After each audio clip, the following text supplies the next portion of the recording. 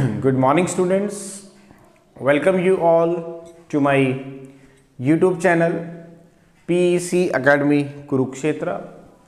My dear students, today I am here to discuss the most important numerical, and this numerical I have taken from class 11th unit 10 chapter 14 oscillations, and it is based on the concept of time period of simple pendulum. और इस तरह की जो numericals हैं ये frequently आपके हर बार paper में examiner definitely पूछता है। क्या होता है time period of simple pendulum, ये मैंने आपसे पहले भी डिस्कस किया और इसका वीडियो भी मैं आपको शेयर कर चुका हूँ। तो आज का जो न्यूमेरिकल है वो हमारा इसी के ऊपर बेस्ड है। इम्पॉर्टेंट इसलिए है क्योंकि इस तरह के जो न्यूमेरिकल्स हैं ये हर बार पूछे जाते हैं, तो आपको प्रॉब्लम ना आए, that's why I am here making the video on this numerical.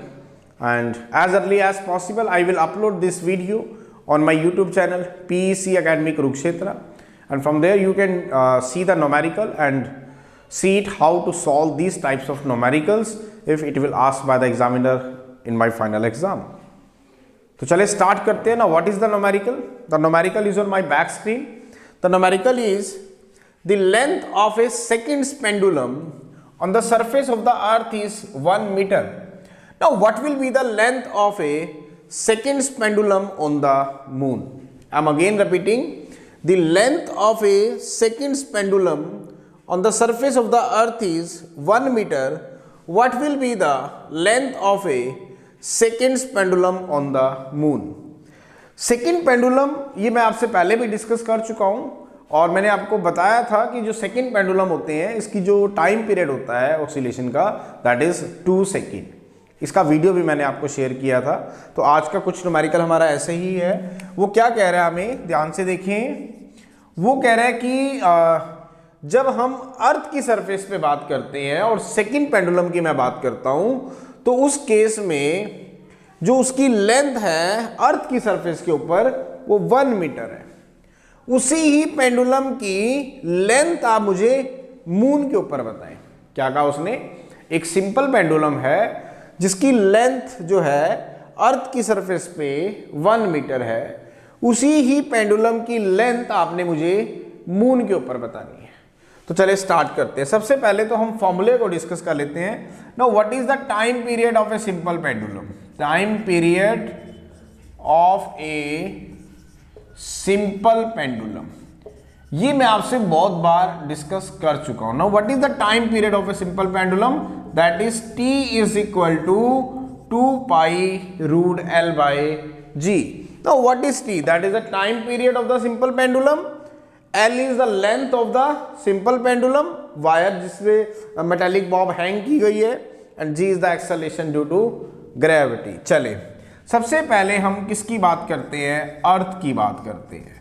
मैं कहता हूं कि पेंडुलम कहां रखा गया है? अर्थ की सरफेस पे रखा गया है, तो उसकी जो लेंथ है वो 1 मीटर है.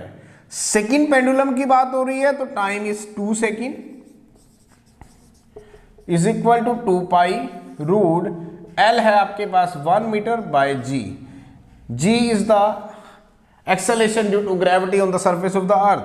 तो 2 is equal to 2 pi root 1 by g. This is equation number 1. इसी तरह सेकंड में हम किसकी बात करने वाले हैं? मून की बात करने वाले हैं. अब हम उस पेंडुलम को कहां ले गए हैं? मून के ऊपर.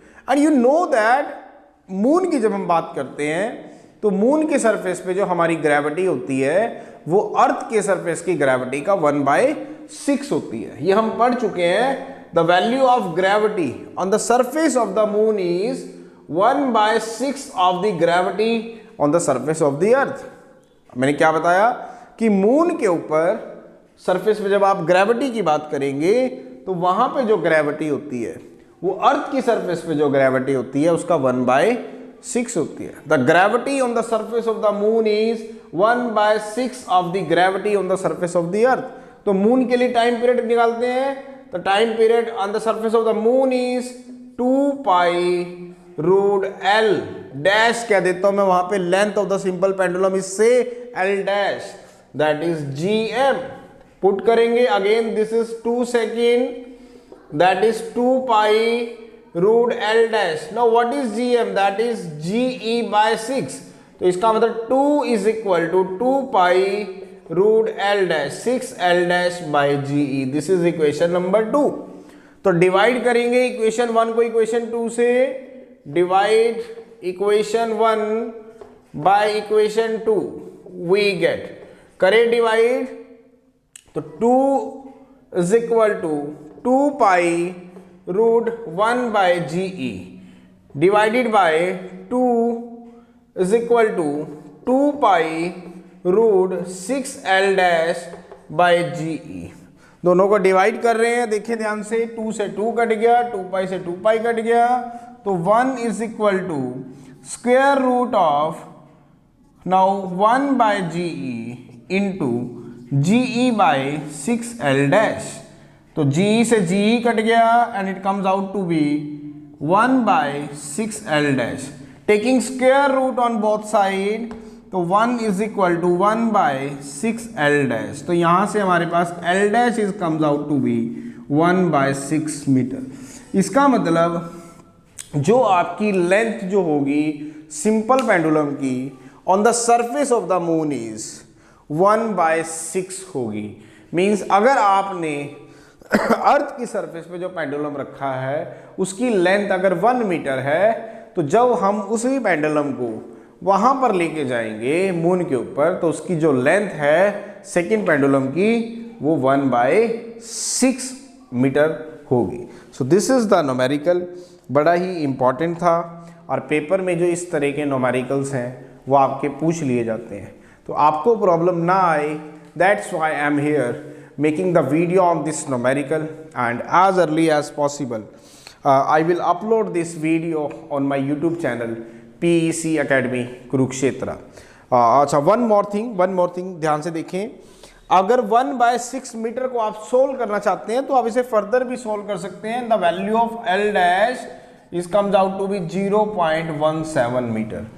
आप यहां तक भी इसे ला सकते हैं, ये एक पॉइंट रह गया था जो मैंने डिस्कस किया, आप फर्दर सोल्व कर सकते हैं। सो आपको प्रॉब्लम ना आए, that's why I am here making the video on this numerical and as early as possible I will upload this video on my YouTube channel PEC Academy Kurukshetra. So from there you can see the numerical ki how to solve these types of numerical if it will ask by the examiner in my final exam. So at last, my dear students, again I'm saying, if you like my videos, like my work, like my effort, then please don't be forget to subscribe my channel. My channel is PEC Academy Kurukshetra. तो अंत में मेरे प्यारे विद्यार्थियों, अगर आपको मेरा काम पसंद आ रहा हो, मेरे वीडियोस, मेरा चैनल, मेरे एफर्ट्स अगर आपकी प्रॉब्लम को सॉर्ट आउट करने में आपकी हेल्प कर रहे हो, तो प्लीज़ मेरे चैनल को सब्सक्राइब जरूर करें। My channel is PEC academy Kurukshetra. धन्यवाद। जय श्री कृष्णा, जय गुरु जी।